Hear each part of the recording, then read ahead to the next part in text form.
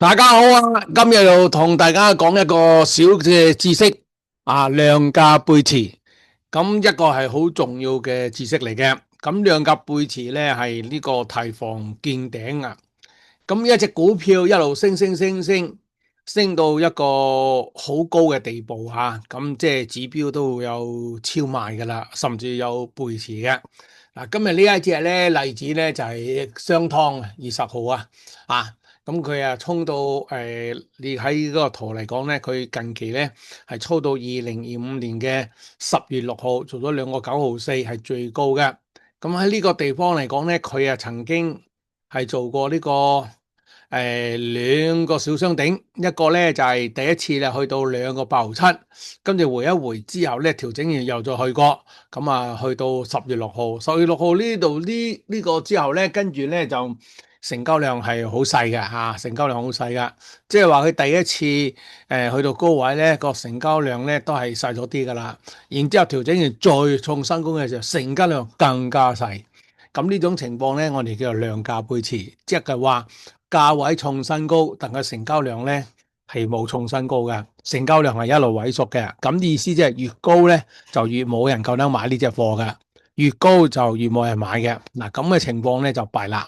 本來咧突破新高咧係好多人追日至啱噶嘛，咁但係佢就有反常嘅現象啦，越高就越冇人買，咁即係啲人唔睇好佢後市啦。嗱，咁嘅情況我哋點處理咧？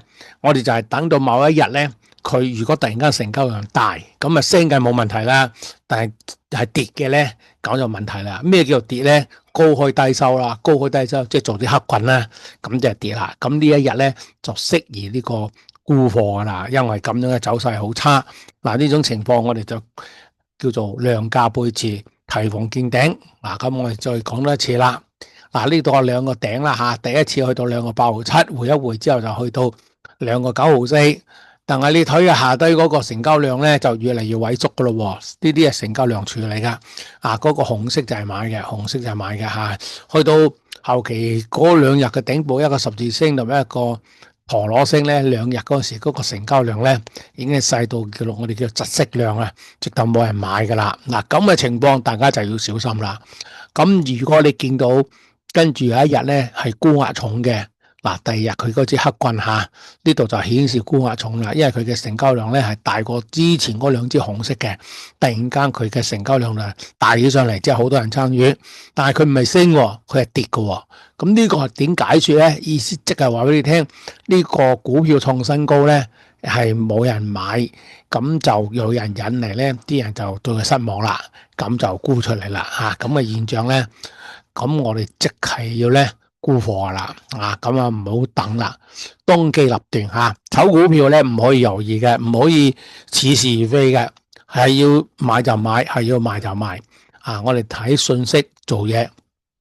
當機立斷嚇，唔可以猶豫噶，因為過咗就冇機會噶啦嚇。咁呢一隻咧，呢個知識咧叫量價背馳，提防見頂。